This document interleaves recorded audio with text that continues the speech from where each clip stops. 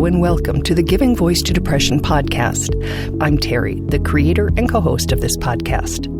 I've lived with depression most of my life, and I know how easy it can be to feel all alone in the experience.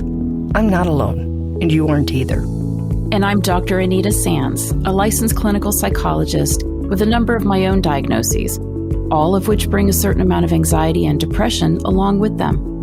There is great power in shared experiences.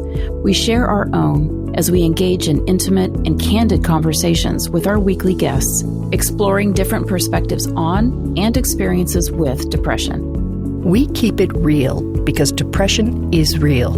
We keep it hopeful because there truly is hope, in spite of what depression tells you. This podcast is produced in partnership with Recovery.com. Recovery.com provides resources and information for individuals seeking treatment for mental health or addiction issues.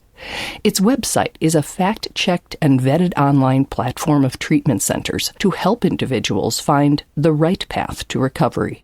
We release 2 new episodes a month, and the other weeks we will pull impactful stories from our archive of more than 400 episodes, stories that you may have missed if you're a newer listener. This episode is from our earlier years, when I co-hosted with my sister Bridget. Hello, Bridget. Hi, Terry. So just about every episode, we make the point that recovery from depression's darkness is possible. And every time we say it, we know there are people thinking, no, it's not, or not for me. How do we know that? Because we remember thinking it ourselves when we were in it. Today's guest, Renee, has worked relentlessly to recover from both her depression and what she believes caused, or at least heavily influenced it, a major early childhood trauma. The acronym ACEs, A-C-E-S, is commonly used now. It stands for Adverse Childhood Experiences. We're quoting the Center of Disease Control and Prevention, or CDC's definition. ACEs are potentially traumatic events that occur in childhood, 0 to 17 years, such as experiencing violence, abuse, or neglect, witnessing violence in the home, or having a family member attempt or die by suicide. Also included are aspects of the child's environment that can undermine their sense of safety, stability, and bonding, such as growing up in a household with substance abuse, mental health problems, or instability due to parental separation, or the incarceration of a parent, sibling, or other member of the household. Adverse childhood experiences have been linked to risky health behaviors, chronic health conditions, low life potential, and early death. We believe that no conversation about depression is informed if it does not include and acknowledge the long-lasting negative impact of ACEs. That said, here is Renee with a powerful message to never give up on yourself or on finding a source of help and recovery that works for you.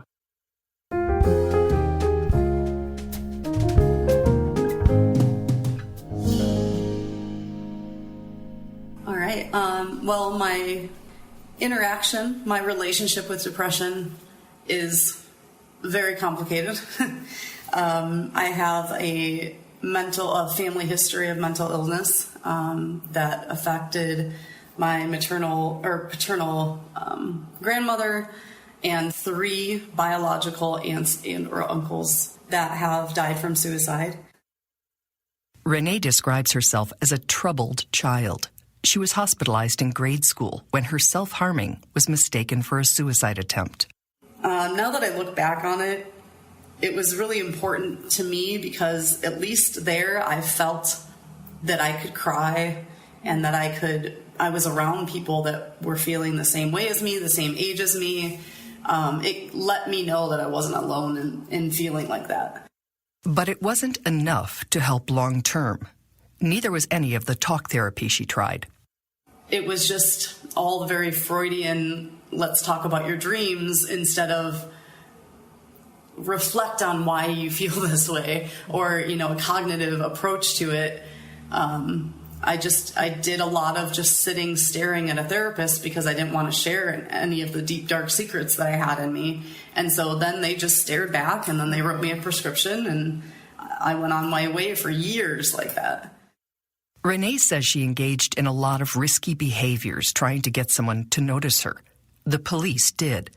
And eventually a judge who became an unlikely key player in Renee's recovery.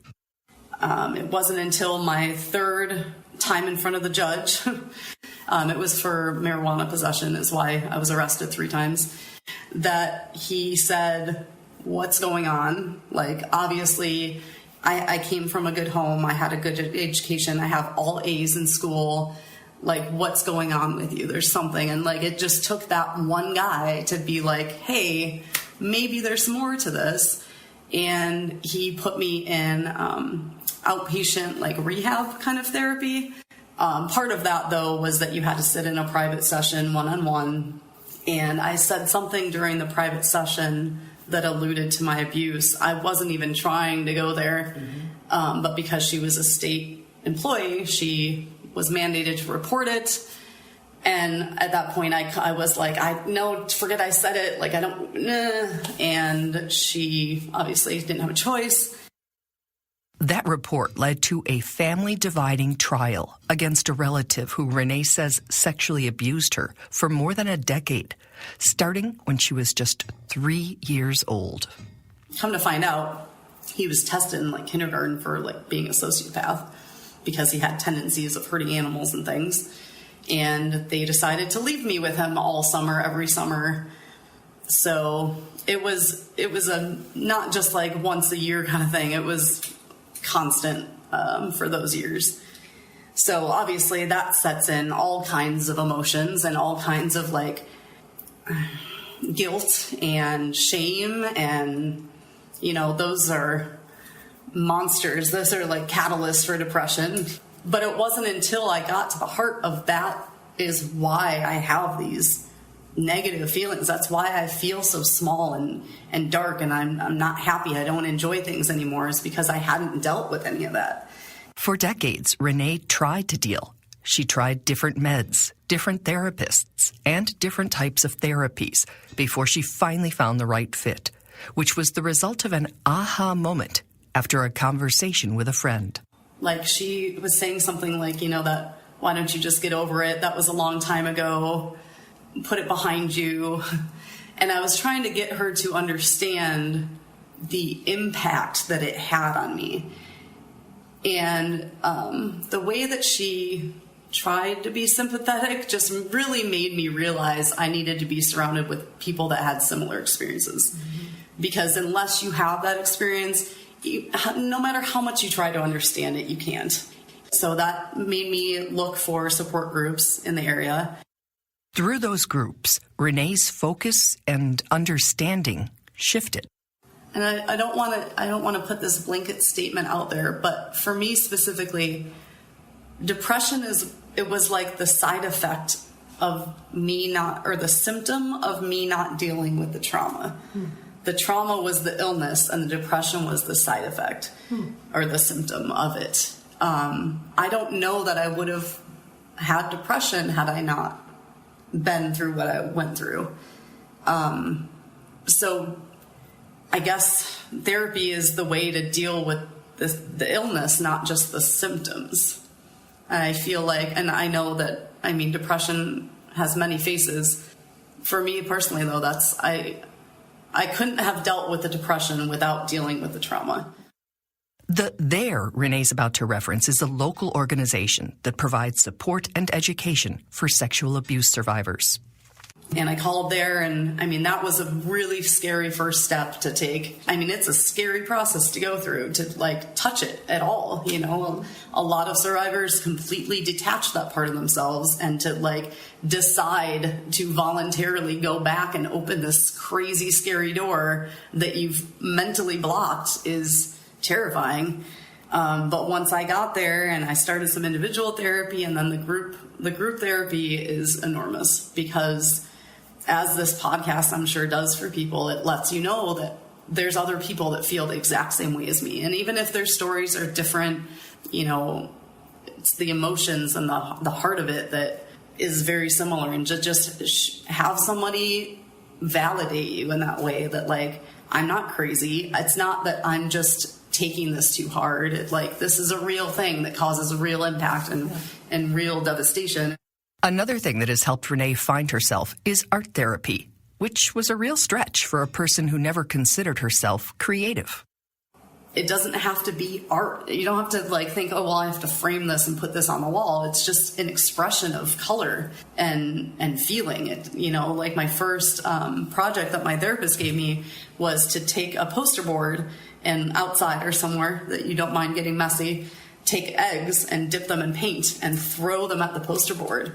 And it was so like just that motion of throwing something and then having it explode into color on a page, and just the splats that it made. Like, it was very abstract, and, you know, obviously you can play with what colors you use and everything.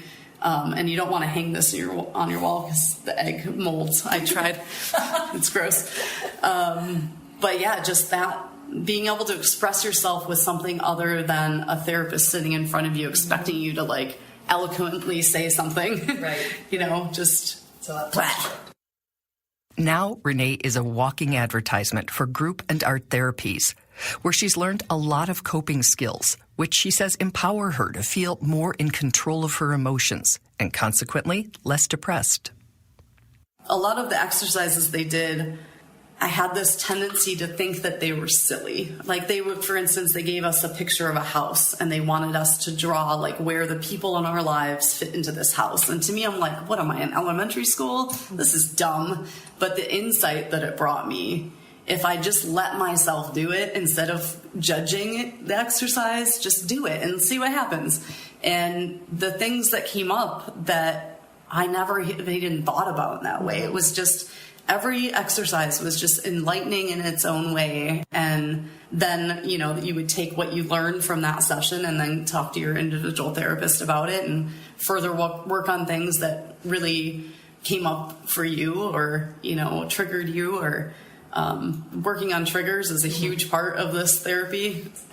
Being able to recognize your triggers is a huge first step. If you are like getting attacked by something and you don't know what it is, of course it's going to seem chaotic. But if you're like, oh, well, it's this, I know how to deal with this monster. Like, and then just having those skills has been huge. And Renee learned they're not just her monsters, and that she can lean on other group members for help, support, and understanding. The value of peer support. Group therapy is definitely, for sexual trauma, I feel like it is the only thing that has worked for me. And if anybody listening to this is struggling with that and you think it sounds scary and like, oh, that sounds dumb or whatever, it's not. It's so supportive, and just having someone to, when I feel triggered, to text and be like, hey, I feel this way. And instead of having to explain everything of like why I feel this way or blah, blah, blah, blah, blah, it's just, they just say, I know, I'm sorry. You want to hang out? They already get it to that point.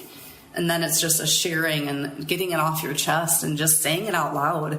The disclosure part of group, you can share as much or as little as you want, but just saying it out loud to someone that nothing's going to happen. You're not going to have to go to trial afterward. You're just going to have supportive people around you to just hear you.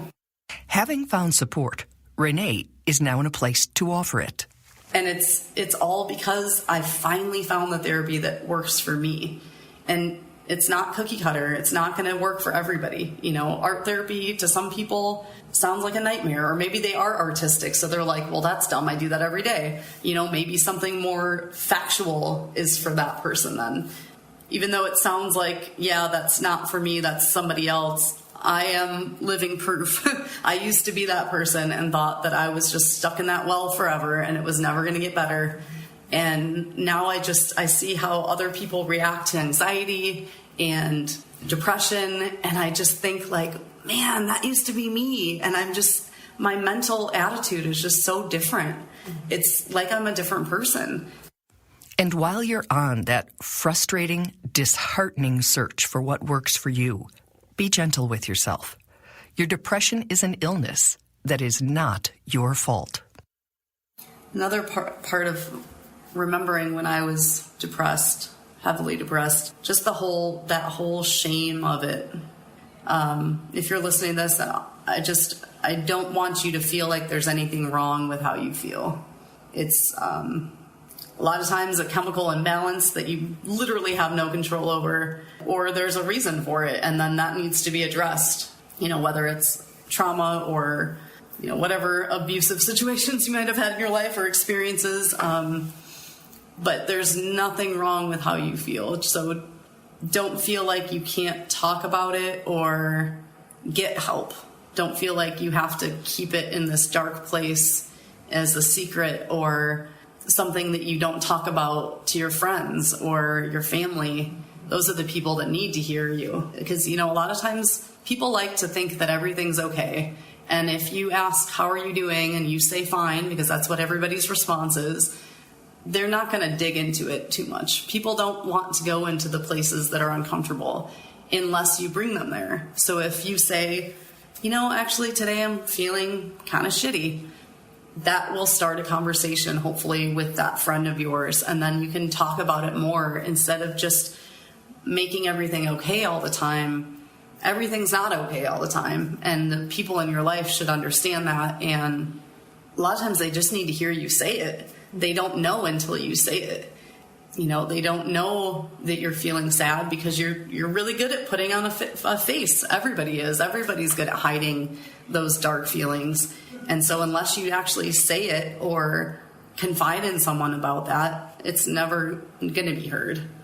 So just, I guess, try to get over the nervousness or making waves. Nobody wants to make waves. Nobody wants to say, I'm not okay today. But it needs to happen. It needs to happen. Thank you very much, Renee. We're going to end this episode with The Survivor's Manifesto by Dr. Peter Levine. If you can, please resist any urge to fight the words. Let their truth sink in and comfort you. We think of this as a love note to yourself. You are worthy.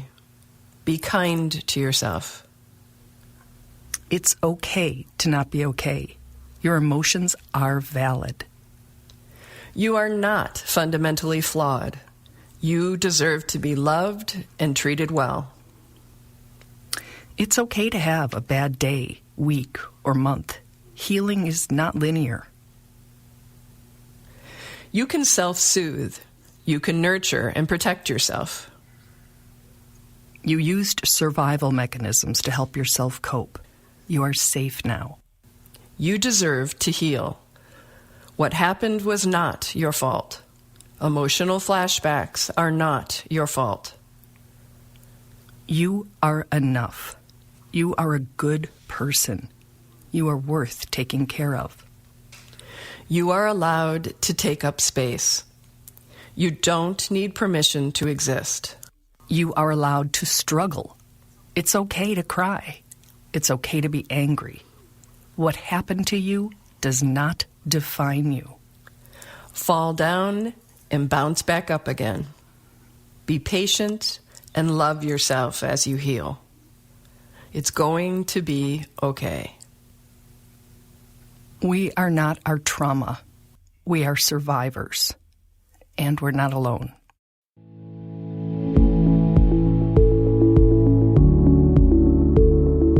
We truly hope that our podcast brings a little more understanding, helps you better articulate and reflect on your own experience with depression, or better understand how to support someone else who is struggling.